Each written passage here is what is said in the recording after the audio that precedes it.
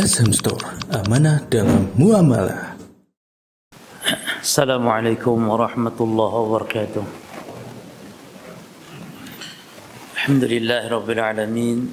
Wassallallahu wasallam wa baraka ala nabiyyina Muhammadin wa ala alihi wa ashabihi wa tabi'in wa man tabi'ahum bi ihsanin ila yaumiddin wa sallama tasliman katsira, amma ba'd. Para jamaah salat subuh kaum muslimin wal muslimat a'azakumullah, kita akan mengkaji sebuah risalah atau sebuah kitab yang ditulis oleh Fadilatul Syekh Dr. Ibrahim Ibn Amir Ar-Ruhaili hafizahullah ta'ala. Beliau saat ini sedang melakukan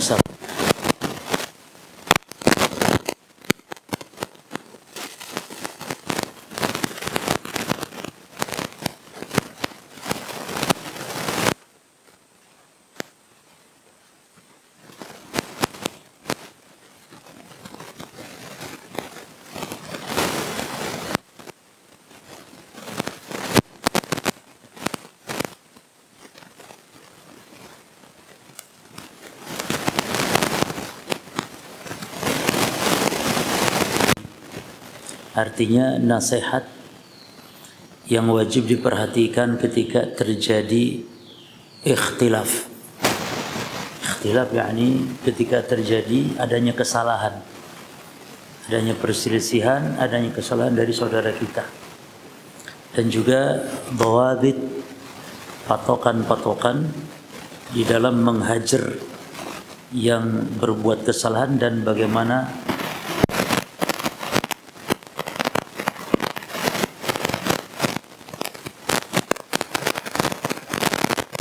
kita dua pembahasan ya.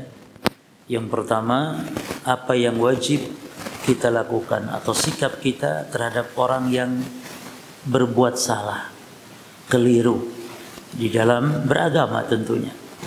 Dan yang kedua, pembahasan tentang kaidah-kaidah di dalam menghajar. Menghajar itu mengisolir, menjauhi, tidak menyapa ya. Dan bagaimana membantah kalau ada orang yang berbuat kesalahan.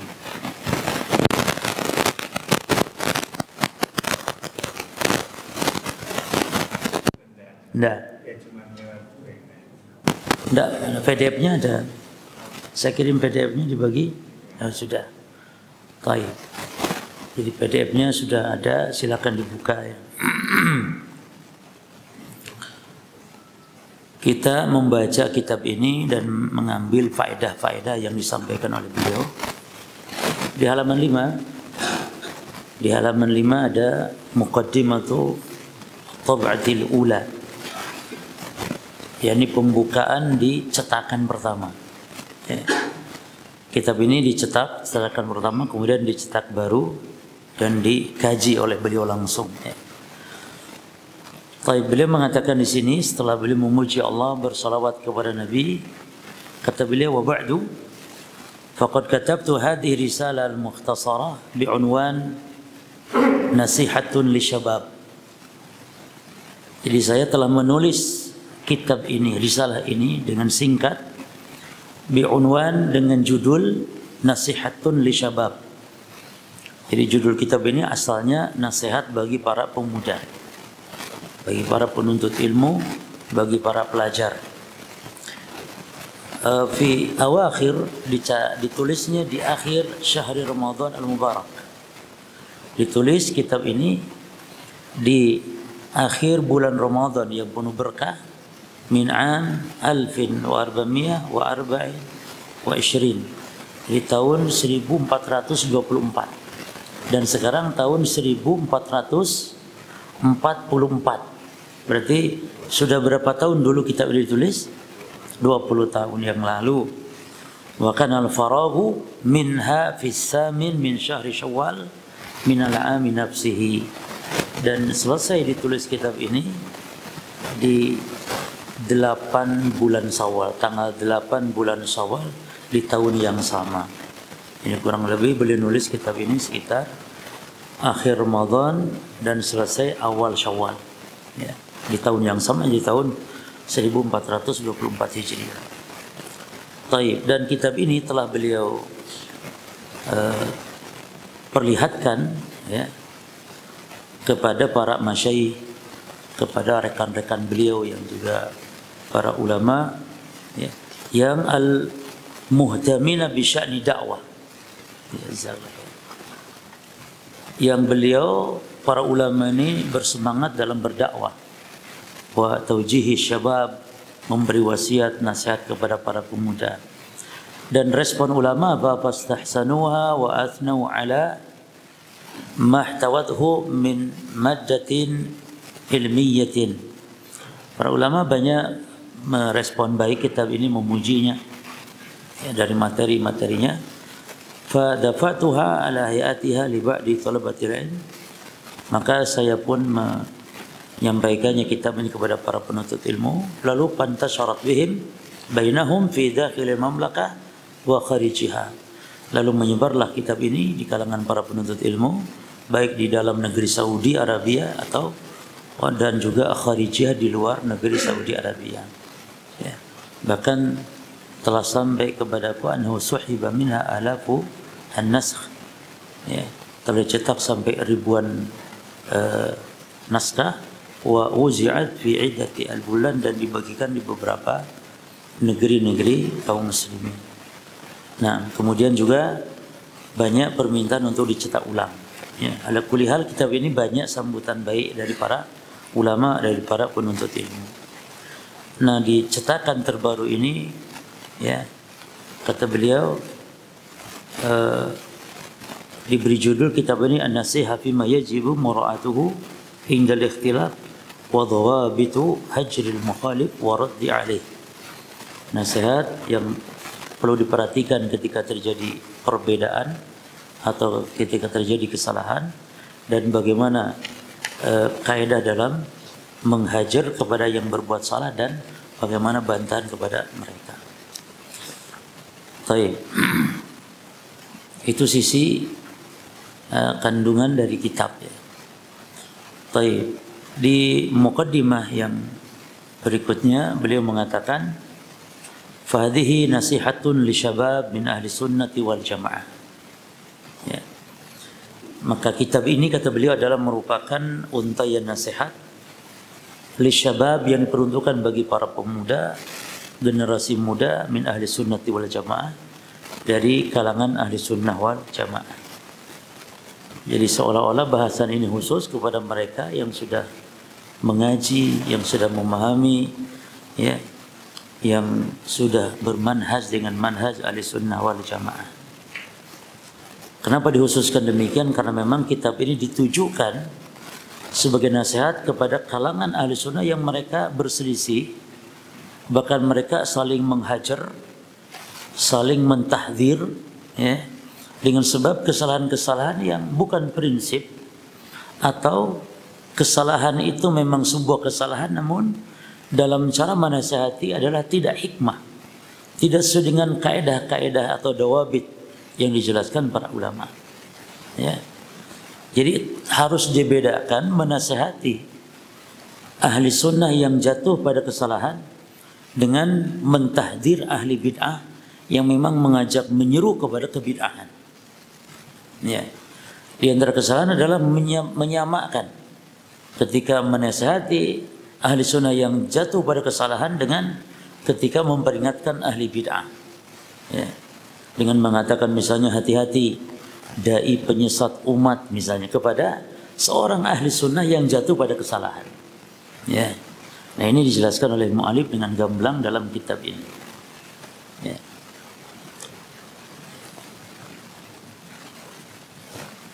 Aujaba tahriruha al-ishama fi an-nushi lil muslimin. Yang mana ini ditulis dalam rangka ikut andil dalam menunaikan nasihat bagi kaum muslimin. Ya. Wa as-sulh baina ahli sunnati, dan dalam rangka untuk mendamaikan, ya, dalam rangka untuk mendamaikan antar ahli sunnah sebagaimana yang ditujukan ya, ala maja'atin nusus bitarghibi fi dzalik, sebagaimana ditujukan oleh nas-nas yang menunjukkan hal itu. Wal ba'itsu 'alaiha, yang mendorong saya untuk menulis risalah ini, ma ya'ishuhu al-katsiru minasyabab as-salafiyyin. Ya. Karena banyak dari kalangan pemuda salafiyin, pemuda yang sudah ngaji, yang ikut pengajian sunnah fi katsiri minal buldan al-islamiyah, yang ada di banyak negeri kaum muslimin. Maksudnya negeri kaum muslimin itu seperti Indonesia, itu negeri kaum muslimin.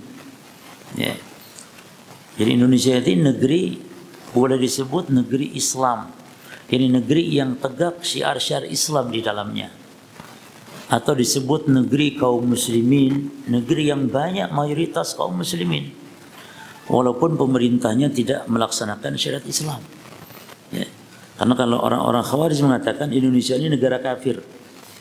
Bukan masalah banyak kaum musliminnya, tapi masalahnya pemerintahnya tidak melaksanakan, menegakkan hukum Islam. Maka Indonesia ini negara kafir. Cuman anehnya Saudi Arabia pun tetap dikafirkan juga. Padahal Saudi Arabia menegakkan syariat Islam. Ya. Cuman tetap dikafirkan pula. Sehingga menurut orang-orang Khawarij di dunia ini sekarang tidak ada lagi negara Islam.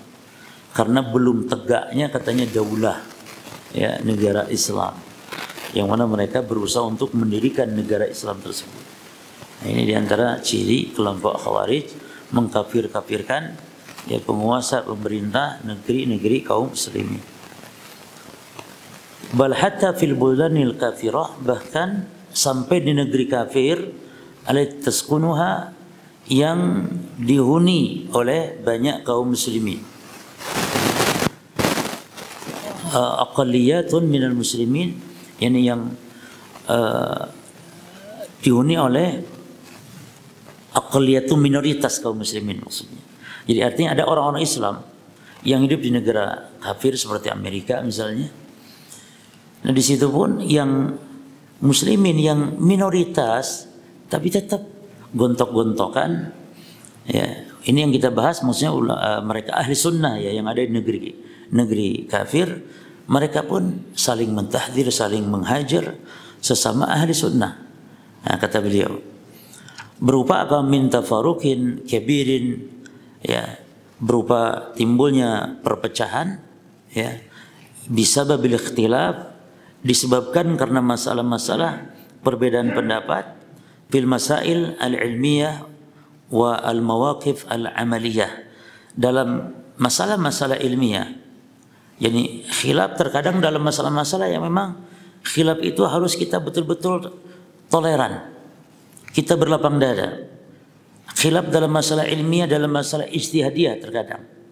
Wal mawaqifi al-ilmiyah, dan sikap-sikap amal, ya, sikap-sikap yakni dalam bersikap min ba'dil al-mukhalifin, terhadap orang-orang yang salah atau orang-orang yang keliru atau orang-orang yang menyelisihi, ya, dari saudara kita kalangan ahli sunnah. Wa ma nataja an dzalik min taqattu'in wa tahajur, yang akhirnya sebab dari itu semua adalah adanya taqattu', saling apa? Saling memalingkan muka, saling menjauh, saling yakni tidak tegur sapa, itu ya. Nah, bal wa'tida wa baghyin baina ahli sunnah, bahkan sampai akhirnya timbul permusuhan sesama ahli sunnah, hatta 'azamatil fitnah wastada khataruha, sehingga menjadi membesar fitnah tersebut dan semakin berat bahayanya. Fa asarat fi, sehingga berpengaruh, ya, sikap seperti itu berpengaruh fi sayri dakwah ila sunnah, yakni perjalanan dakwah terhadap sunnah. Ini orang-orang yang belum mengenal sunnah dari kalangan orang awam melihat perpecahan seperti ini, mereka menjadi enggan untuk mengikuti dakwah, menghalangi jalan dakwah. Itu. Bal sadat ba'da nas an i'tinaqiha ba'da an aqbala an-nas 'alaiha fi katsirin minal amsar wal buldan, bahkan bisa jadi menghalangi sebagian orang untuk mengikuti sunnah ini, ya.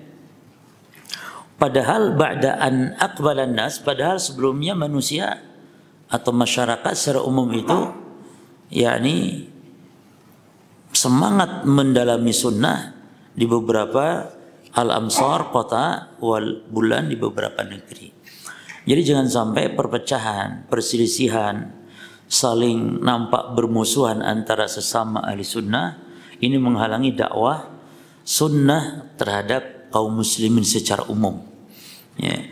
Berarti kaum muslimin itu ada dua jamaah ya. Ada kaum muslimin ahli sunnah dan ada kaum muslimin yang ahli bid'ah, atau ada kaum muslimin yang berbuat kesalahan, penyimpangan di dalam berislam.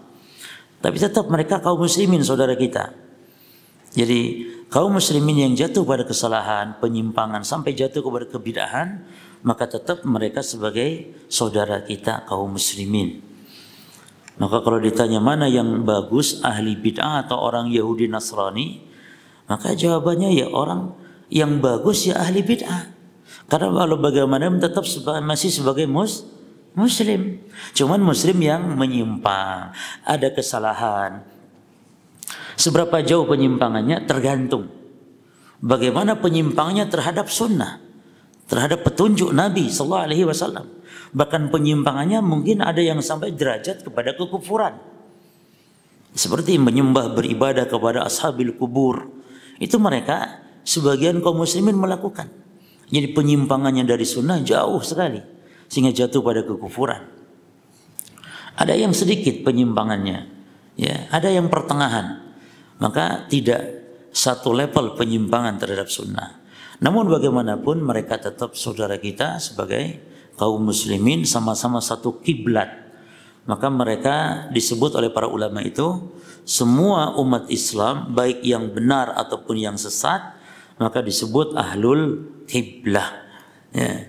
Apapun kelompoknya maka disebut ahlul kiblah. Baik, lalu kata beliau wa ulakhisu hadhihi an-nasihata fi nuqatit taliyah. Maka saya ringkaskan nasihat ini fi nuqat at-taliyah, beberapa poin berikut ini, sailan Allah Ta'ala an yarzuqani fiha al-ikhlasa fil qasd was sawab fil qaul. Dengan mengharap kepada Allah agar Allah menganugerahkan kepada saya dalam menulis risalah ini keikhlasan di dalam tujuan, was-shawab bil qaul, dan benar dalam ucapan, wa yanfa'a biha man yutalli'u 'alaiha minal muslimin, dan juga semoga kitab ini memberi manfaat kepada setiap man yutalli'u yang memperhatikan membacanya, 'alaiha atas kitab ini minal muslimin dari kalangan kaum muslimin. Baik, jadi begini tujuan kita membaca muqaddimah itu agar tahu apa sebab penulisan kitab dan apa isi kandungan kitab. Maka kalau kita baca kitab maka baca muqaddimah itu manfaatnya itu dia. Yang pertama apa? Agar tahu apa kandungan kitab. Ini kitab berbicara masalah apa. Terus yang kedua juga agar kita tahu apa sebab ulama ini menulis kitab. Karena di antara kebiasaan para ulama menulis kitab itu bukan tafannunan, bukan karena hobi, bukan. Para ulama menulis kitab itu adalah karena adanya hajat, ya, adanya problem di masyarakat, lalu menulis kitab. Ada umat yang menyimpang, lalu menulis kitab.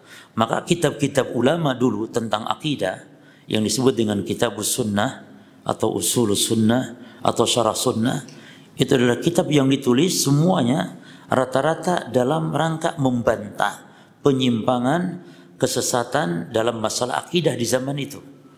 Ada yang sesat dalam masalah takdir, mengingkari takdir, sesat dalam masalah sifat-sifat Allah, sesat dalam masalah prinsip amar ma'ruf nahi munkar, sesat dalam masalah iman. Maka ulama menulis kitab dalam rangka membantah dan dalam rangka menjelaskan akidah yang benar kepada umat. Ya. Di antara ciri khas kitab-kitab seperti itu adalah kitab karya Syekh Muhammad bin Abdul Wahhab rahimahullah. Jadi semua kitab-kitabnya isinya adalah tentang penjelasan yang sangat dibutuhkan. Ini kitab-kitab dakwah semuanya. Jadi bukan seperti sekarang. Kalau sekarang menulis kitab itu apa? Karena hobi. Ya, karena hobi, dia hobi daripada waktu dibuang-buang, waktunya senggang sehingga dia nulis. Maka nulisnya kadang merenung hasil perenungan. Ya, bukan melihat fenomena-fenomena di masyarakat, adanya penyimpangan lalu menulis kitab sebagai bentuk nasihat kepada umat. Ya. Baik. Lalu kita baca nasihat yang pertama. Ya. Awalan, inna minal usuli al-muqarrarati fid din. Yang pertama, nasihat beliau adalah sesungguhnya di antara prinsip al-muqarrarah yang ditetapkan fid din dalam agama kita, yaitu atau adalah, kalau ada titik dua itu terjemahannya adalah. Adalah annal muslim ma'niyun, bahwasanya seorang muslim itu ma'niyun yakni bersungguh-sungguh bi islahi nafsihi, untuk memperbaiki dirinya, ya, wa sa'yuhu fi tahqiqi najatiha, dan berusaha dengan semaksimal mungkin fi tahqiq, untuk mewujudkan najatiha, keselamatan, wal ibtiad, dan menjauhkan an asbabi halakiha, dari sebab-sebab kebinasaannya. Jadi kita sebagai muslim dituntut untuk bersungguh-sungguh memperbaiki diri ini dan berusaha untuk mewujudkan bagaimana agar jiwa diri kita ini selamat dan jauh dari sebab-sebab kebinasaan dalam beragama. Ya. Qabla ishtighalihi bi ghairihi, sebelum dia disibukkan memperbaiki, menjaga, menyelamatkan orang lain minan nas, dari kalangan manusia. Ini harus kita perhatikan. Jadi keluarga, ibda bin nafsik, awali dari diri kita, awali dari anak istri kita. Jangan kita disibukkan dengan ngurusin orang lain dulu, tapi perbaiki dulu diri kita, berusaha sungguh-sungguh untuk mewujudkan keselamatan kita dalam beragama, menjauhkan dari jalan atau sebab kebinasaan. Kama qala ta'ala, dalilnya sebagaimana Allah Ta'ala berfirman. Dan ini jangan disalahpahami, oh berarti tidak usah dakwah. Dakwah, tapi diri kita dulu perbaiki. Jangan kita sibuk dakwah kepada orang lain, sibuk dakwah kepada saudara-saudara kita kaum muslimin, sementara kita biarkan anak kita, istri kita, orang tua kita, bahkan diri kita tidak dibenahi. Itu maknanya. Mana dasarnya? Dasarnya adalah kama qala ta'ala, sebagaimana Allah Ta'ala berfirman dalam surah Al-Asr.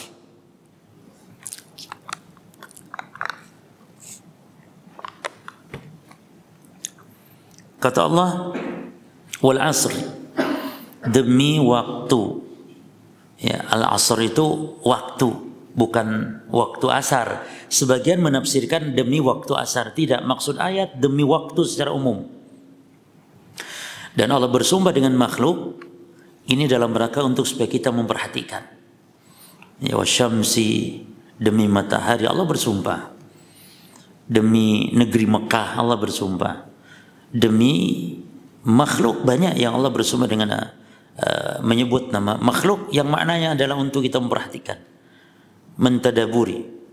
Seperti berharganya waktu ini para jamaah. Jadi waktu ini luar biasa berharga bagi seorang muslim. Waktu itu modal dia hidup. Ya, waktu, kesempatan itu adalah modal hidup seorang muslim untuk mempersiapkan bekal pulang ke negeri yang abadi, negeri yang dia tempat menetap selama-lamanya. Ya. Fatazawwadu fa inna khairu zadi taqwa. Berbekalah kalian, dan sebaik-baik bekal apa? Adalah ketakwaan. Nah, lalu kata Allah, innal insana lafi khusr. Sesungguhnya manusia ini al lil istighraq, untuk menunjukkan semua manusia. Ini bahwasanya semua manusia, lam lafi, lamnya ini lam menunjukkan taukid, penekanan, yakni benar-benar di dalam kerugian. Semua manusia rugi. Lalu kata Allah, illa, ada yang dikecualikan, illal ladzina amanu wa amilu sholihat. Nah ini dia. Jadi Allah mengatakan yang selamat ya adalah ini dia yang pertama orang yang beriman, orang yang beramal saleh. Ini untuk dirinya sendiri dulu. Baru kemudian watawasau bil haq, watawasau bis sabr. Baru untuk orang lain. Ini segi penilaiannya demikian. Jadi kita membenahi diri itu kita dulu, keluarga kita dulu, aqrab fal aqrab. Baru kemudian watawasau bil haq untuk dakwah kepada orang lain. Watawasau bi as-sabr. Maka di sini kata penulis, hafizallah, fa akhbarallahu 'anil najina minal khusran. Maka Allah mengkabarkan dalam ayat ini tentang orang yang selamat dari kerugian. Bi'annahum man tahaqqaqat fihim hadhil khisal, yaitu orang yang terwujud pada dirinya perangai-perangai ini. Ada 4 ya. Iman, amal saleh. Dan selalu di Quran digandeng iman dan amal saleh. Dan ini dalil ahli sunnah dalam konsep iman, bahwa iman itu harus amal. Iman itu tidak sah tanpa amal. Karena ada kelompok dari kelompok sesat kalangan Murji'ah yang mengatakan iman itu cukup di hati atau cukup di lisan saja, tidak perlu amal. Kalau sudah di hati ada iman cukup. Kalau sudah diucapkan oleh lisan cukup. Bahkan saking sesatnya itu kalangan Karumiyah namanya, Muhammad bin Karom pencetusnya, iman itu cukup dengan an-nutqu bilisani faqat walau lam yusaddiq biqalbihi. Iman itu cukup diucapkan oleh lisan saja walaupun hati tidak membenarkan. Lah ini berarti konsekuensinya iman siapa kayak gini nih jemaah? Cukup di lisan oleh hati tidak membenarkan?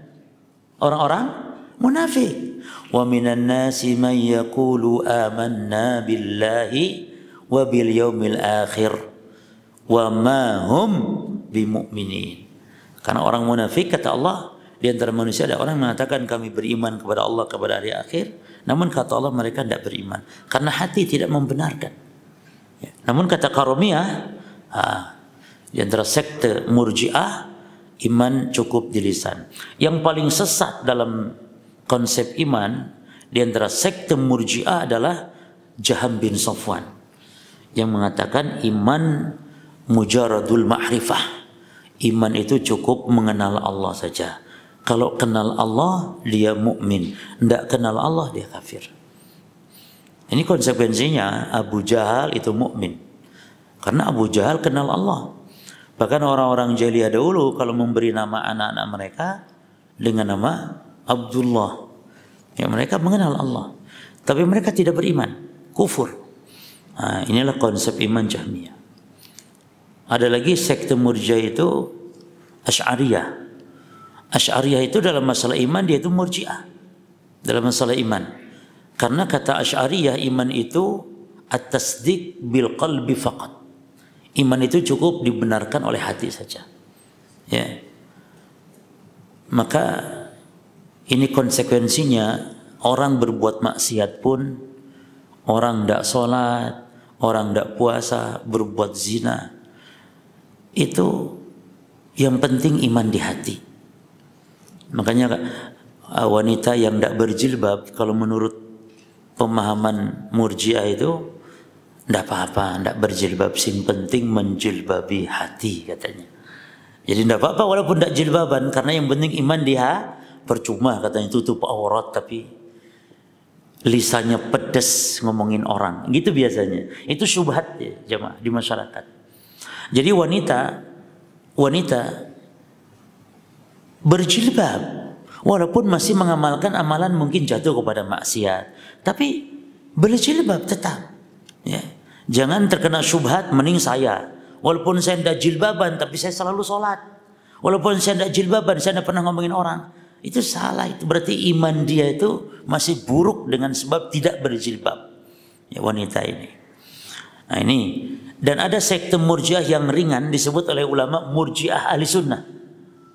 Yaitu Murji'ahnya para ulama ahli fikih Kufah.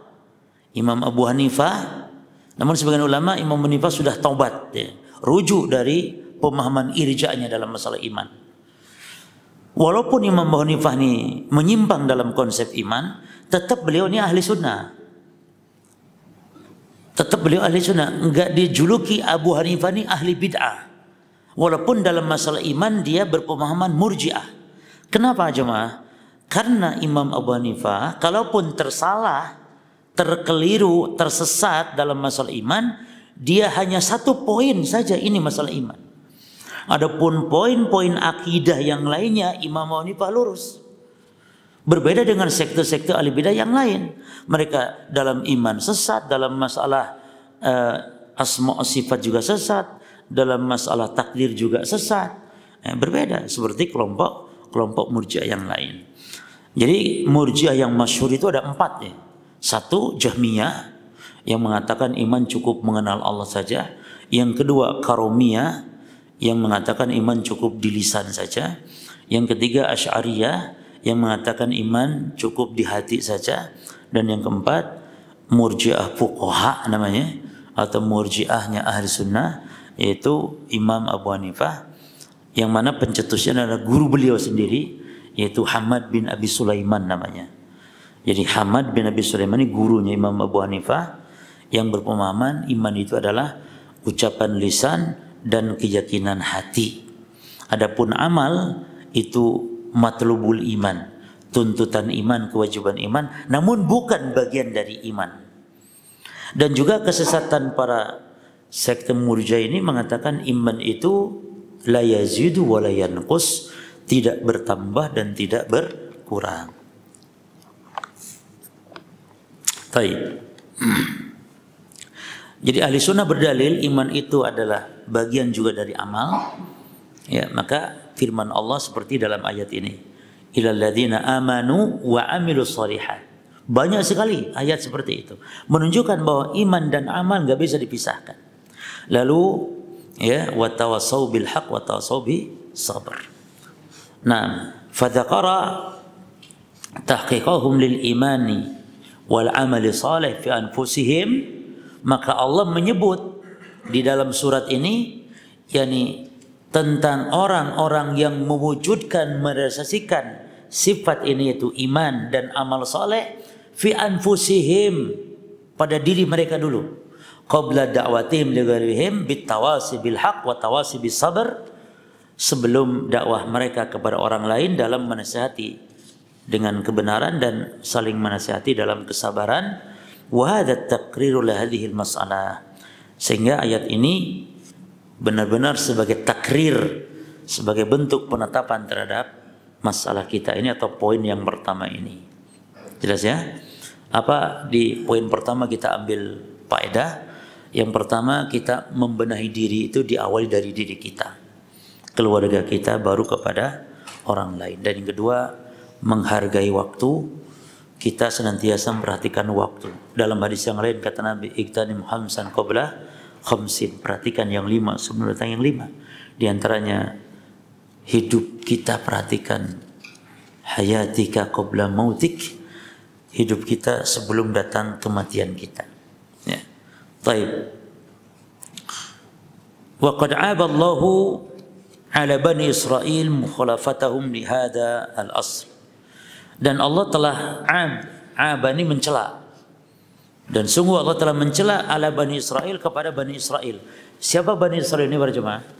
Bani Israel ini adalah anak keturunan dari Israel, yaitu anak keturunan dari Nabi Ya'qub alaihissalam. Jadi Israel itu nama Nabi, namanya Ya'qub. Siapa anak keturunan Ya'qub? Di antaranya adalah anak keturunan yang banyak, di antara menjadi para nabi dan para rasul, yang bapak moyangnya berpangkal pada Nabi Ibrahim. Jadi Ibrahim itu punya anak Ishak dan Ismail. Dari Ishak lahir Ya'qub. Nah, dari Ya'qub ini lahir banyak para anbiya, para rasul. Nah, maka Bani Israel diistilahkan kepada, kalau dari segi asal penamaan adalah anak keturunan Ya'qub. Tapi secara istilah, siapa Bani Israel? Umat Nabi Musa. Secara istilah, umat Nabi Musa, yang mana Allah mencela mereka karena sebab menyelisihinya terhadap prinsip dasar ini. Apa prinsip dasar kita dalam surah Al-Asr? Berdakwah itu perbaiki dulu diri kita baru kemudian kepada orang lain. Maka biqaulihi Allah Ta'ala berfirman, atamuruna an-nasa bil birri wa tansawna anfusakum. Mengapa kalian memerintah? Apakah kalian memerintahkan manusia berbuat baik sementara kalian melupakan diri kalian sendiri? Wa antum tatlunal kitab, sementara kalian membaca kitab, ini kitab Taurat. Afala taqilun, apakah kalian tidak berakal, berpikir? Nah, jadi berdalil dengan akal itu para jemaah ditetapkan oleh Quran. Jadi Islam tidak menafikan pendalilan akal, enggak. Yang dinafikan adalah mendahulukan akal dalam pendalilan daripada dalil wahyu. Ini yang dicela. Jadi kalau ada wahyu enggak sesuai akal ditolak, ini yang dicela. Bukan berarti dicela berdalil dengan akal, tidak. Bahkan adanya Allah itu dalilnya diantaranya dalil akal. Secara akal Allah ada. Bukan hanya dari Quran, bukan hanya dari wahyu bahwa Allah itu ada, tapi dengan akal. Ya. Jadi yang dicela itu bukan berdalil dengan akal, enggak, tapi mendahulukan taqdimul akal ala naql, mendahulukan dalil akal atas dalil wahyu. Sebagaimana banyaknya ahli bidah yang tersesat dalam masalah agama, di antara faktor kesesatan mereka apa? Mereka mendahulukan akal-akal mereka daripada wahyu. Ini kalau ada wahyu ayat atau hadis bertentangan dengan akal mereka, mereka menolak. Maka di antara kaum al-mutakallimun, ya ahli kalam yang mengingkari sifat-sifat Allah seperti Jahmiyah, kaum Mu'tazilah, kaum Asy'ariyah, itu sebabnya mereka mengingkari sifat Allah karena tidak masuk akal. Jadi kalau Allah menetapkan punya sifat dalam Quran, kata mereka, masa Allah punya sifat seperti itu sementara kita juga punya sifat itu? Allah punya wajah, Allah punya tangan, masa? Ini tidak mungkin secara akal. Berarti sama dong Allah dengan kita. Sehingga mereka ingkari. Ima pengingkarannya total seperti Jahmiyah, atau pengingkaran dengan cara ditakwil. Jadi tangan itu bukan tangan, tapi kekuatan maknanya. Wajah itu bukan wajah, tapi pahala. Maka kesalahan yang mentakwil sifat itu double daripada kesalahan yang sekedar mengingkari sifat. Kalau yang mengingkari sifat saja, itu kesalahannya satu, yaitu mengingkari sifat, selesai. Allah tidak punya sifat, selesai. Seperti Jahmiyah, Mu'tazilah. Tapi kalau yang mentawil sifat, maka kesalahannya dua. Yang pertama kesalahannya adalah mengingkari sifat itu sendiri, hakikat sifat itu sendiri. Dan yang kedua, menafsirkan sifat Allah kepada penafsiran yang batil, yang tidak ditafsirkan oleh Allah di Quran, ditafsirkan oleh Nabi dalam hadis, atau para sahabat tidak menafsirkan itu. Tangan ditafsirkan dengan kekuatan tangan Allah. Nggak ada tafsir dari para sahabat. Tafsir dari Al-Quran tidak ada. Tapi itu adalah tafsir dari akal-akal mereka. Terus yang kedua kesalahannya apa? Mengingkari sifat hakikinya Allah berarti. Ketika mereka mengatakan tangan Allah itu bukan tangan hakiki, berarti mereka menafikan Allah punya tangan hakiki. Dan dialihkan dengan makna lain, yaitu apa? An-ni'mah, nikmat atau kekuatan. Ya. Jadi kesalahan terbesar rata-rata kebanyakan ahli bid'ah dalam beragama adalah mereka karena mendahulukan akal daripada an-naql. Baik. Fa'ala syabab an ya'tanu bi islahi anfusihim qabla islahi ghairihim. Maka bagi para pemuda ahli sunnah wal jamaah hendaknya memperhatikan bi islahi anfusihim, memperbaiki diri-diri mereka, membenahi diri-diri mereka qabla islahi ghairihim, sebelum berusaha membenahi orang lain. Fa idza mastaqamu ala dzalik, maka ketika dia telah mencapai istiqamah dalam kebaikan dirinya, wa jama'u baina imtisal lidinillahi fi anfusihim, dan terkumpul ya antara menunaikan agama Allah pada diri mereka, wa da'watihim ay ghairahum ilaihi, dan dakwah mereka kepada orang lain, maka seperti ini berarti ini kalau sudah terkumpul keistiqomahan dia ya dalam beragama dan juga dakwah kepada orang lain, kanu ala hadis salaf bihaqqin, maka mereka berada di atas petunjuk para salaf, ya, bihaqqin, dengan benar, ya. Wa nafa'allahu bihim, dan Allah memberikan manfaat, melimpahkan kemanfaatan dari dakwahnya, ya, apabila orang sudah istiqomah dulu, membenahi diri dulu. Wa kanu du'atan li sunnah bi aqwalihim wa af'alihim, dan berarti dia betul-betul seorang dai yang menyuruh kepada sunnah dengan lisannya dan dengan perbuatannya, ya, karena dia sudah membenahi dirinya terlebih dahulu. Wadihi la amrullah a'zam al-maratib, dan ini, ya, sungguh, kata beliau, la amrullah, ini sumpah ini, dan ini sungguh demi Allah sebenarnya.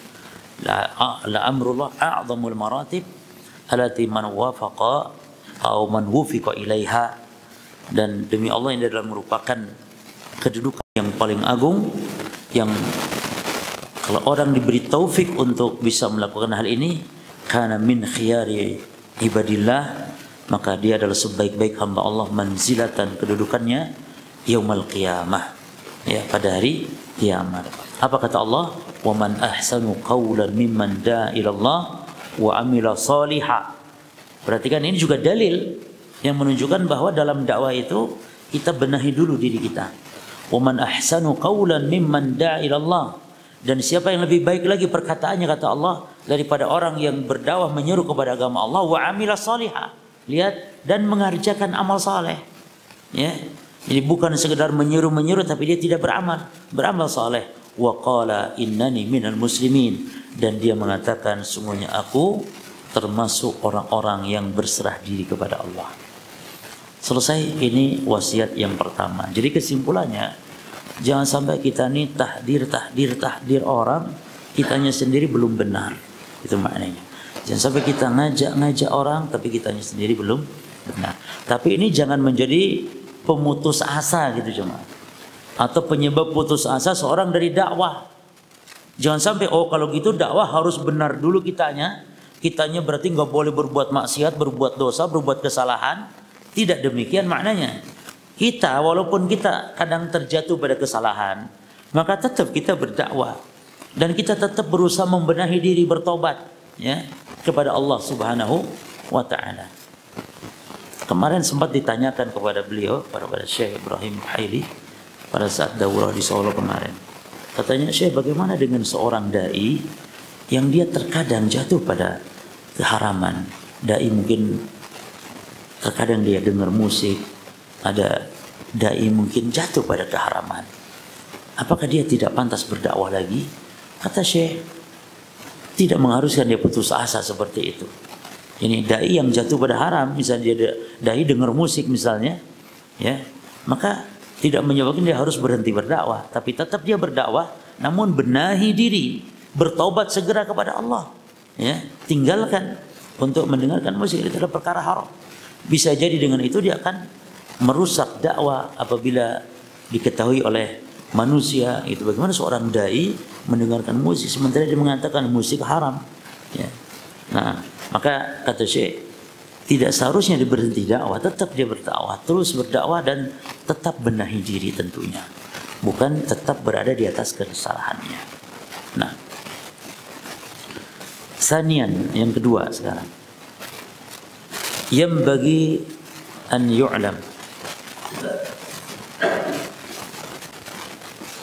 hendaknya diketahui, anna ahla sunnah bihaqqin hum ahlul imtisal al-kamil lil islam i'tiqadan wa sulukan. Nah, ini poin penting, ya. Namun ini juga perlu saya rincikan. Selayaknya diketahui bagi ahli sunnah bahwa yang namanya ahli sunnah itu ahli sunnah yang hak, ahli sunnah yang benar, ahli sunnah yang mantap gitu, ya, yang sejati. Dia adalah ahlul imtisal al-kamil lil Islam. Dia adalah orang yang menjalankan ajaran Islam ini dengan sempurna, ya, baik dalam akidah ataupun dalam perilaku. Jadi bukan hanya akidah saja maksudnya, enggak. Kan ada orang ahli sunnah itu yang penting kan akidahnya. Tidak. Ahli sunnah yang mantap ya. Bukan ahli sunnah yang kekurangan. Ahli sunnah yang sempurna, yang sejati itu dia yang menunaikan agama, menunaikan ajaran Islam ini baik secara i'tiqadan, secara akidah, wasulukan atau secara suluk perilaku. Ya. Jadi ahli sunnah itu bukan hanya akidah saja baik lurus, enggak. Makanya para ulama kita ahli sunnah kalau nulis buku akidah itu biasanya setelah dipaparkan akidah yang kaitannya adalah hati, kaitannya adalah keimanan, masalah batin, lalu para ulama menjelaskan di akhirnya biasanya pembahasan akhlak. Pembahasan akhlak. Ya. Seperti kitab Aqidah Wasithiyah karya Syekhul Islam. Kitab Syarah Sunnah Imam Muzani juga demikian. Dibahas setelahnya itu akhlak, adab, ibadah. Artinya apa? Artinya ahli sunnah itu bukan hanya lurus dalam akidah saja, tapi juga dalam akhlak, dalam suluk, dalam perilaku, dalam ibadah. Cuma memang kita harus garis bawah di sini, ya, bahwa seseorang dinilai ahli sunnah atau bukan adalah pokoknya akidahnya. Ahli sunnah atau bukan akhlaknya, bukan. Misalnya ahli bidah pun kan banyak yang akhlaknya baik. Bahkan orang kafir sekalipun banyak enggak yang akhlaknya baik? Banyak. Kita lihat orang kafir, Masya Allah, senyum, seneng, nyenengin gitu nek ngomong, Pak, mari Pak.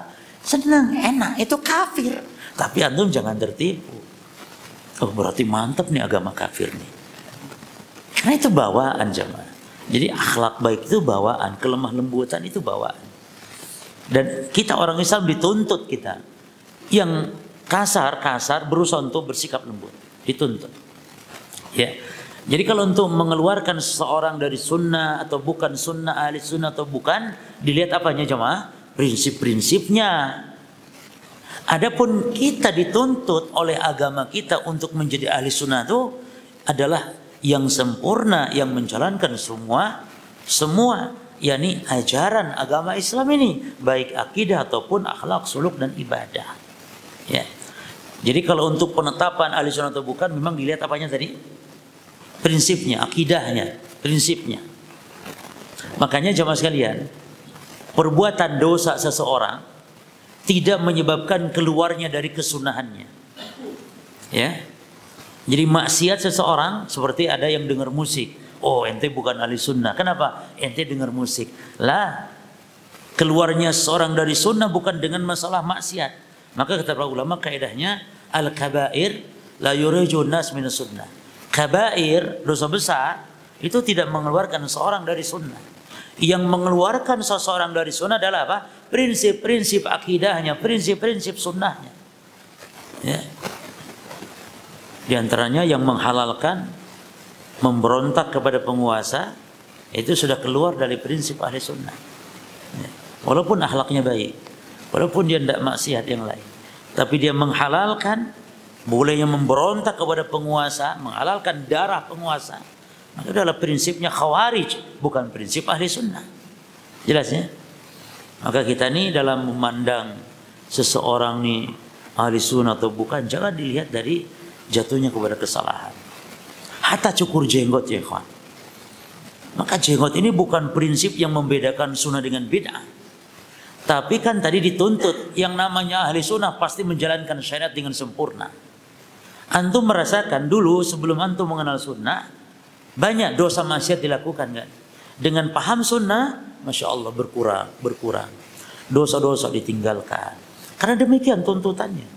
Tapi bukan berarti orang yang jatuh kepada dosa langsung dikeluarkan dari ahli sunnah. Maka di zaman sahabat ada tidak orang yang berzina di zaman sahabat? Ada. Dan mereka tetap ahli sunnah. Tetap sahabat Rasul. Padahal berzina. Bahkan Nabi yang menghukumnya. Ya. Bahkan ada sahabat itu namanya Himar. Ya. Dia mabuk. Kerjanya mabuk. Mabuk lagi, dihukum lagi. Setelah dicambuk, mabuk lagi, dicambuk lagi, mabuk lagi. Sampai akhirnya ada sahabat yang melaknat. Ya. Dilaknatnya karena kok mabuk-mabuk terus gitu. Maka ketika sahabat itu dilaknat yang mabuk tadi, apa kata Nabi SAW? La tal'anu, jangan kalian laknat dia. Fa inna yuhibbullaha wa rasulah. Karena dia ini pemabuk ini, kata Nabi, dia cinta Allah, cinta Rasul. Subhanallah. Cinta Allah, cinta Rasul. Ya. Baik, jadi kita ini kadang di masyarakatnya, hatta termasuk masalah cingkrang, ya, jenggotan, celana cingkrang, itu bukan ciri yang membedakan ahli sunnah atau ahli bid'ah. Bahkan ahli bid'ah pun dari kalangan khawarij celananya apa? Cingkrang. Sufi pakai cadar wanitanya sekarang banyak. Sufi juga cingkrang, batuknya juga belang. Ya, tidak masalah, itu bukan masalah ciri. Maka bisa jadi ada yang cukur jenggot tapi dia ahli sunnah, tapi ahli sunnah yang cukur jenggot. Jadi ahli sunnah yang maksiat gitu loh jemaah. Ada ahli sunnah yang isbal, ahli sunnah dia. Selama prinsip-prinsip tadi tidak menyimpang dari prinsip sunnah. Nah, yang dimaksud oleh mu'allif, kata beliau, min qusuril faham an yudhanna anna sunni aw salafiyya huwa man haqqaqa i'tiqad ahli sunnah duna al-inayah bi janibis suluk wal adab al-islamiyah. Di antara qusuril faham, kurangnya pemahaman atau salahnya pemahaman, an yudhanna anna sunni awis salafi adalah disangka bahwa ahli sunnah, sunni itu ahli sunnah. Maka para jamaah, istilah ahli sunnah ini ada dua arti. Yang pertama arti umum, sunni atau ahli sunnah, arti umum. Apa dia? Yaitu setiap orang Islam selain Syiah, apapun alirannya, setiap orang Islam pokoknya selain Syiah disebut sunni. Ini makna pertama, ini makna umum. Yang kedua, makna khusus. Ahli sunnah bukan itu maknanya. Tapi apa? Humul ladzina al-mutamassikun bi sunnatin Nabi sallallahu alaihi wasallam. Ahli sunnah ini makna khusus, yaitu orang yang berpegang dengan sunnah Nabi, menjalankan sunnah Nabi, menjauhi segala bentuk kebid'ahan. Nah, itu sunnah dengan makna khusus. Ahli sunnah dengan makna khusus. Maka kalau poin pertama, Jahmiyah ya ahli sunnah, Qadariyah ya ahli sunnah, Asy'ariyah ya ahli sunnah. Karena maknanya apa? Kelompok selain Syiah. Ya. Makanya nih pada Asy'ariyah, aku ki ahli sunnah. Ya wis PN apa-apa makna umum, tapi nek ditinjau dari akidah, ya bukan ahli sunnah syariah. Asy'ariyah, Maturidiyah, Kulabiyah. Ya. Baik. Cuman sekarang ini memang banyak sekali pengakuan-pengakuan, dan itu nggak dianggap oleh Allah dan Rasul. Yang dianggap adalah hakikat. Ya. Berapa banyak orang yang mengaku ya mencintai atau cinta kepada Laila, padahal Laila tidak kenal. Dan itu banyak orang mengaku ahli sunnah, padahal amalannya jauh dari sunnah. Amaliannya banyak kebid'ahan-kebid'ahan. Tapi di antara salah pemahaman adalah bahwa yang disebut ahli sunnah maknanya secara khusus tadi, atau as-salafi, maknanya dia adalah orang yang merealisasikan akidah ahli sunnah tanpa al-inayah, tanpa memperhatikan sisi suluk, sisi perilaku, al-adab al-islamiyah, wa ta'diyah huquqil muslimin fima bainahum, dan tanpa memperhatikan menunaikan hak-hak kaum muslimin yang ada di antara sesama mereka. Ini seolah-olah ahli sunnah itu yang akidahnya lurus walaupun akhlaknya buruk, tidak masalah, tetap ahli sunnah. Iya, kalau ditinjau dari asalnya ahli sunnah betul, tapi dia bukan ahli sunnah yang sejati. Ahli sunnah tapi cukur jenggot, dia ahli sunnah ya, tapi tidak sejati. Bukan ahli sunnah yang baik. Ahli sunnah tapi buruk akhlaknya kepada tetangganya. Ahli sunnah yang suka mencaci, mencela ya kepada saudaranya. Ahli sunnah yang ya suka dengar musik, suka merokok misalnya. Ada loh Pak yang sudah ngaji. Padahal justru kebanyakan orang-orang yang sudah ngaji itu yang dulu begitu sulit meninggalkan maksiat, ketika ngaji sunnah begitu mudahnya Allah beri taufik meninggalkan maksiat.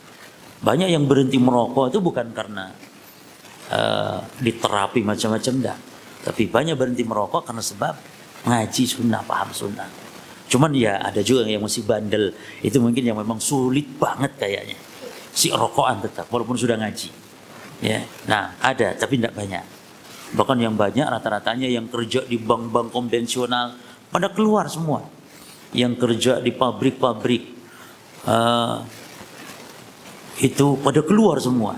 Ya. Karena memahami ya bahwa hal itu dosa maksiat setelah dia mengaji sunnah. Baik. Nah ini contohnya Syekhul Islam Ibn Taimiyah, qala Syekhul Islam Ibn Taimiyah fi Nihayatil Aqidah Al-Wasithiyah, di dalam kitabnya Aqidah Al-Wasithiyah. Nah antum usahakan ya mengkaji kitab ini Al-Aqidah Al-Wasithiyah. Terserah syarahnya siapa karena banyak yang mensyarah.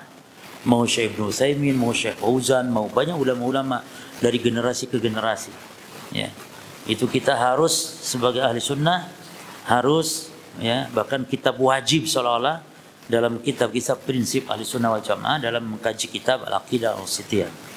Nah, Syekhul Islam bin Taimiyah berkata fi nihayah, di akhir Aqidah Al-Wasithiyah pada an dzakara, setelah beliau menyebutkan usul ahli sunnah fil i'tiqad. Setelah beliau menyebutkan prinsip-prinsip ahli sunnah dalam masalah akidah. Lalu kata beliau, summahum ma'ahadihil usul. Kemudian mereka ahli sunnah wal jamaah, kata Syekhul Islam ya, bersamaan dengan prinsip-prinsip tersebut, bersamaan dengan prinsip akidah tersebut, adalah mereka nih, ya'muruna bil ma'ruf wa yanhauna 'anil munkar ala ma tujibuhu syari'atu. Yaitu beramar ma'ruf nahi munkar sesuai dengan yang diajarkan dalam syariat. Ini apa nih? Akhlak, adab, amar ma'ruf nahi munkar. Ya. Nah, yang menarik perkataan Syekhul Islam ini para jamaah sekalian adalah, dan antum boleh garis bawah, yakni amar ma'ruf nahi munkar itu adalah apa atau sesuai dengan yang diajarkan oleh syariat. Maknanya berarti banyak kaum muslimin yang melakukan amar ma'ruf nahi munkar namun tidak sesuai syariat. Contohnya apa? Contohnya yang paling rusak adalah amar ma'ruf nahi munkar metodenya orang Khawarij dan Mu'tazilah. Apa itu? Memberontak kepada penguasa yang dolim, menggulingkan penguasa. Kata mereka ini adalah amar ma'ruf nahi munkar. Ya, itu salah. Contoh yang lain, dengan membuat badan-badan ormas-ormas amar ma'ruf nahi munkar, lalu dia menjalankan amar ma'ruf nahi munkar ini dengan serampangan. Mereka hancurkan tempat-tempat kemaksiatan, padahal mereka tidak ada kuasa sedikit pun. Karena mereka rakyat biasa sama. Walaupun mereka membuat ormas namanya apapun, ya, membuat perkumpulan apapun namanya, membuat apa ya semacam organisasi atau apapun, ya, jamaahnya banyak, tetap mereka tidak berkuasa dalam sebuah negeri untuk menghancur-hancurkan. Karena yang berhak menghancurkan tempat maksiat adalah siapa? Pemerintah ulil amri yang sah, yang memiliki kekuasaan secara mutlak, yang menguasai negeri ini, bukan ormas, bukan kelompok tertentu. Itu yang menimbulkan justru fitnah yang lebih besar. Dengan ingkarul munkar seperti itu justru muncul kemungkaran yang lebih besar. Di antara kesalahan, dan juga beliau punya kitab jemaah. Itu yang dikaji di Solo kemarin adalah kitab tentang bagaimana mauqif, bagaimana manhaj ahli sunnah dalam amar ma'ruf nahi munkar. Itu luar biasa, kitab bagus sekali. Jadi rambu-rambu amar ma'ruf itu seperti apa? Rambu-rambu amar nahi munkar seperti apa? Ya. Jadi tidak boleh sembarangan. Tidak boleh serampangan. Di antara contoh kesalahan di masyarakat kita ini, inkarul munkar, mengingkari kemungkaran, bahkan ini juga kesalahan kepada saudara kita yang sudah ngaji juga. Inkarul munkar fi mas'alatil khilafiyah ijtihadiyah. Jadi mengingkari kemungkaran adalah dalam masalah yang sifatnya khilafiyah ijtihadiyah. Itu tidak boleh diingkari dalam bentuk pengingkaran sebagaimana mengingkari kemungkaran.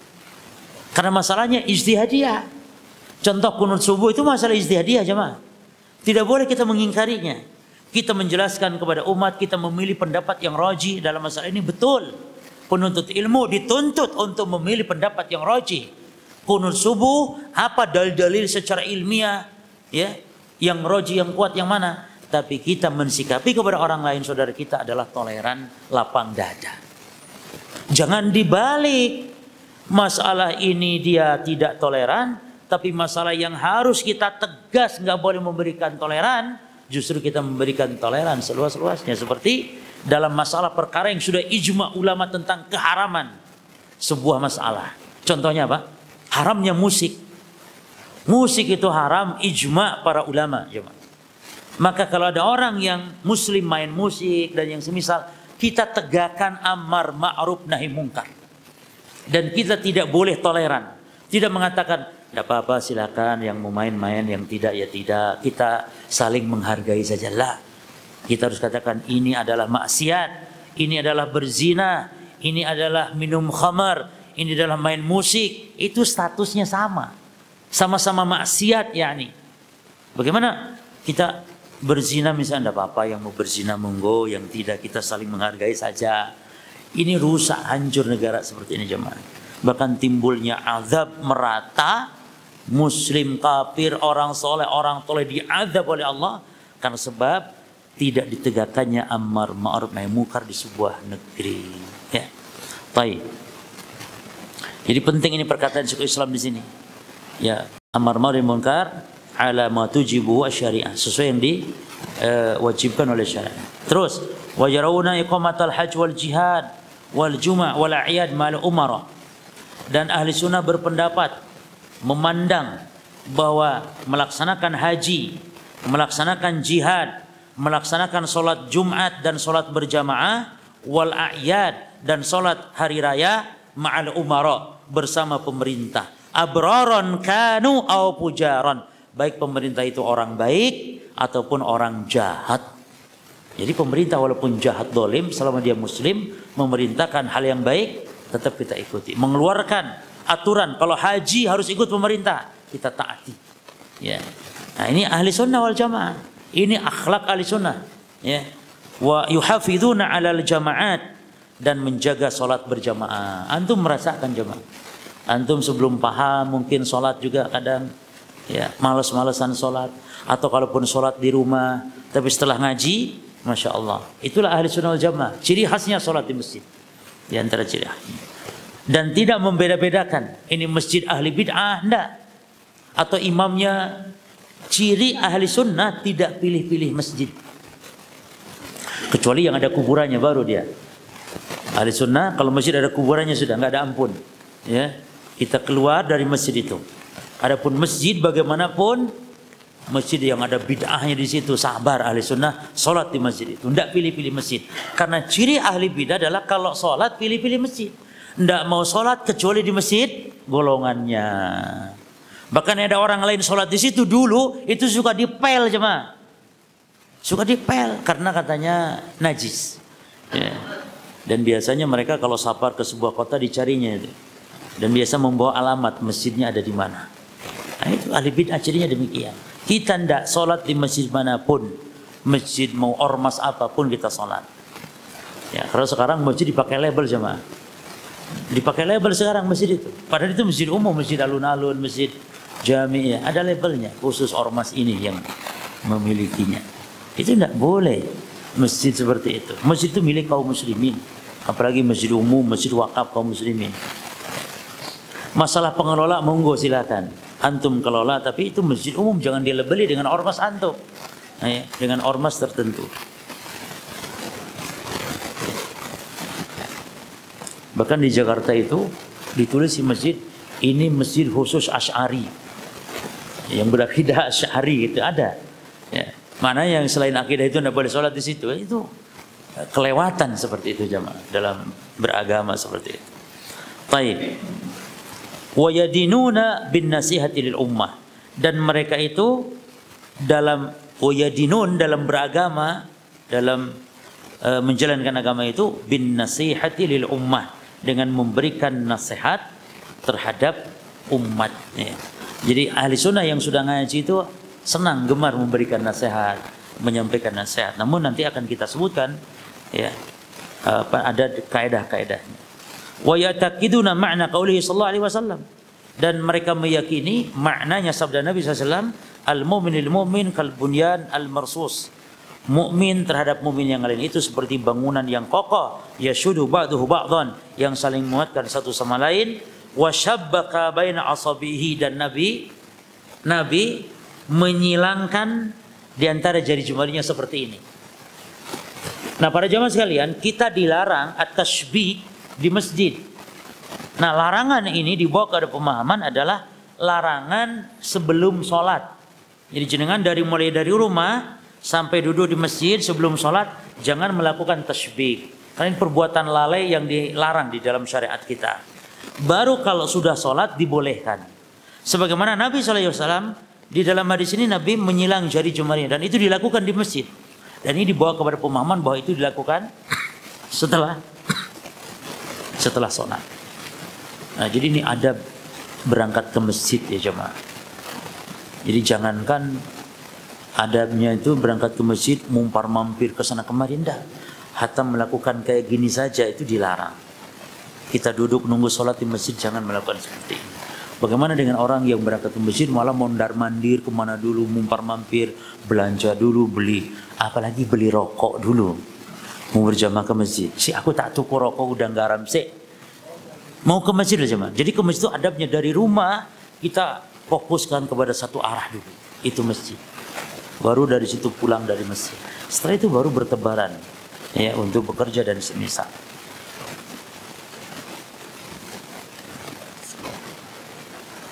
Baik. Wa qaulihi, dan juga ahli sunnah memahami sabdanya Nabi, masalul mu'minin, perumpamaan orang-orang beriman fi tawaddihim wa tarahumihim, dalam saling mencintai dan saling menyayangi, wa ta'atufihim, dan saling ta'atuf itu ya saling berlemah lembut gitu. Intinya saling menyayangi. Maka kamatsalil jasadil wahid, seperti jasad yang satu. Idza ishtaka minhu udwun, kalau ada anggota tubuh yang sakit, tada'alahu sairul jasad bil humma wa sahar, maka anggota tubuh yang lain pun akan ikut merasakan sakit dengan panasnya, demamnya, dan juga dengan sahar begadangnya. Artinya kalau kita sakit kan nggak bisa tidur. Ya, jadi anggota tubuh yang lain, mata nggak bisa merem, itu tanda sayangnya kepada anggota yang lain. Demikian kita dalam beragama, dalam berislam. Ya. Oh, panjang rupanya. Lanjut.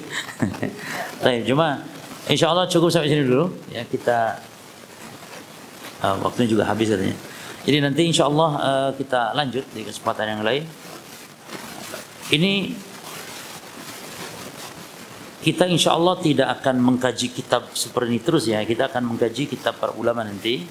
Kalaupun mau rutin kitab para ulama, ini hanya bahasan bonus saja, tematik istilahnya ya.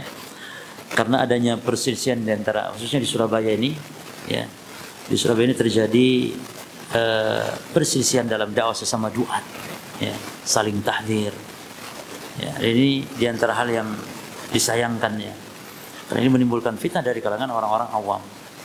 Kalaupun ada dai di Surabaya nih yang dia ahli sunnah namun jatuh pada kesalahan, maka dinasihati dengan baik, bukan ditahdir sebagaimana mentahdir ahli bid'ah dan yang lain. Monggo, ada 1-2 pertanyaan kalau yang bertanya, kata beliau. Tonton. Ada mic-nya Pak D.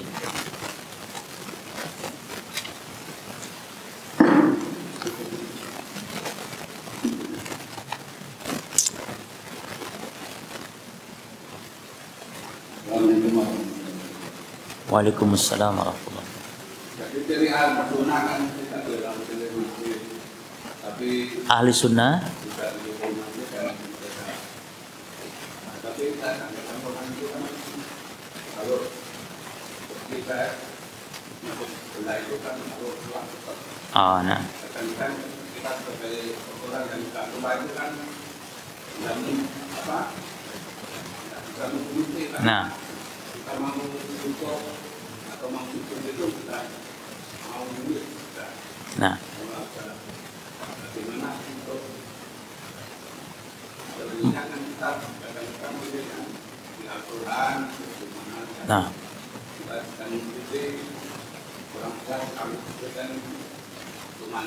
betul. Nah, barakallahu fiik. Nah,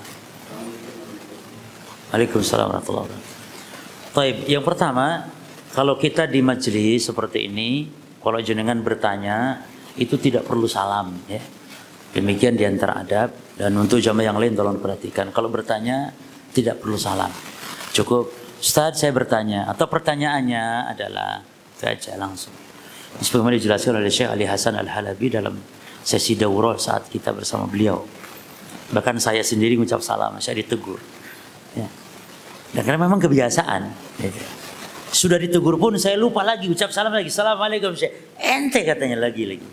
Dimarahin saya. Nah, ini satu. Terus yang kedua, ini pertanyaan bagus sekali berkaitan apa yang saya sampaikan tadi. Jadi hukum asal demikian Pak ya, bahwa kita tidak perlu pilih-pilih masjid. Bahkan dianjurkan muslim itu sholat berjamaah di masjid yang terdekat dengan rumahnya. Jangan sampai kita melewati masjid yang dekat dengan rumah kita demi sholat ke tempat yang jauh.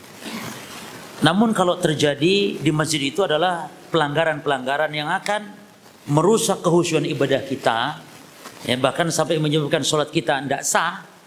Apabila ada imam yang terlalu cepat misalnya gerakan sholatnya, itu kan tidak tumaknina. Dan orang yang sholat tidak tumaknina itu tidak sah sholatnya. Sebagaimana kata Nabi, irji fasolli fa innaka lam tusolli. Ulangi sholatmu kembali karena kamu tidak sholat, kata Nabi kepada sahabat yang sholat tidak tumaknina. Apalagi kita tidak bisa ngikutin, ya. Atau imam yang bacaannya kacau, bacaannya salah, dan salahnya bacaan ini yang menyebabkan tidak sahnya sholat. Karena salah bacaan itu atau al-lahn, kesalahan baca itu ada dua macam. Ada al-lahnul jali, kesalahan yang menyebabkan sholat batal. Yang kedua al-lahnul khafi, kesalahan baca namun tidak membatalkan sholat. Mana kesalahan yang bisa membatalkan sholat? Yang pertama, kesalahan dalam Al-Fatihah. Jadi kalau kesalahan di lain Al-Fatihah, Al-Fatihahnya benar, walaupun salah di dalam surat yang lain, ini tidak masalah. Jelas ya? Maka nih para imam, perbaiki deh Al-Fatihahnya dulu. Perbaiki surah Al-Fatihah. Jangan sampai Al-Fatihah masih banyak salah-salah. Saya pernah dengar ada imam yang Zroiril Maghdubi, ada yang ngamta ngalaim. Ngamta loh Pak. Alhamdulillahi Rabbil Alamin. Itu lahan seperti ini, lahan jali karena kesalahan dalam surah Al-Fatihah yang merubah arti, maka sholatnya tidak sah. Tapi kesalahan yang dalam Al-Fatihah tidak merubah arti, maka sholatnya tetap sah. Misalnya Alhamdulillahi Rabbil Alamin, Alhamda, ya, bukan Alhamdu, Alhamda, nggak masalah. Atau ziratul ladzina an'amta alaihim, zirat itu tidak merusak. Ya, nek sing merusak itu yang yani ngamta ngalai.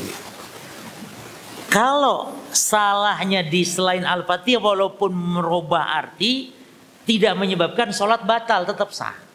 Maka perhatikan di Al-Fatihah ini ya. Nah, ini contoh saja. Maka boleh dalam keadaan itu kita sholat di tempat lain. Bahkan kita wajib untuk cari masjid lain kalau seperti itu. Tapi kalau tidak ada, misalnya Ustaz bagaimana ada kebidahan masjidnya di reno-reno pakai coretan-coretan kaligrafi, yaitu kesalahan. Tapi kita harus sabar. Tapi kalau sampai anda khusyuk, ya tinggalkan masjid seperti itu. Karena ada masjid yang memang nemen Pak. Itu kaligrafi di arah kiblat, wih merah, kuning, hijau, sampai subhanallah, ya. Itu mengganggu Pak, dan dilarang. Kita diperintah oleh Rasul membersihkan masjid dan mewangikan saja. Wa amarana an yunadzafa. Kita diperintah membersihkan dan untuk mewangikan, selesai.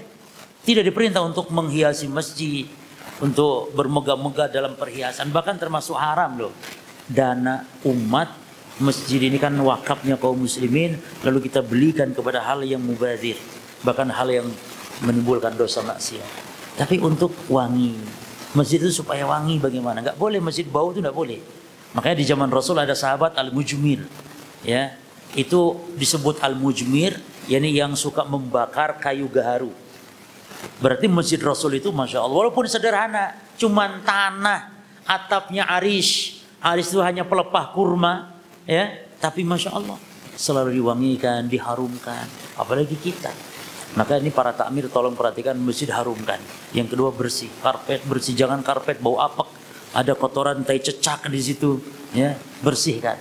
Dan kebersihan masjid bukan tanggung jawab takmir saja jemaah, tapi tanggung jawab kita sebagai jamaah kaum muslimin. Jadi ada sampah di masjid, antum ambil masukkan sa, ada tai cecak garing, antum ambil. Jangan malah antum ngupil di masjid, lalu di bawah karpet antum elapkan. Ini musibah. Nabi saja kalau ada dahak di masjid beliau korek, beliau buang. Rasul SAW.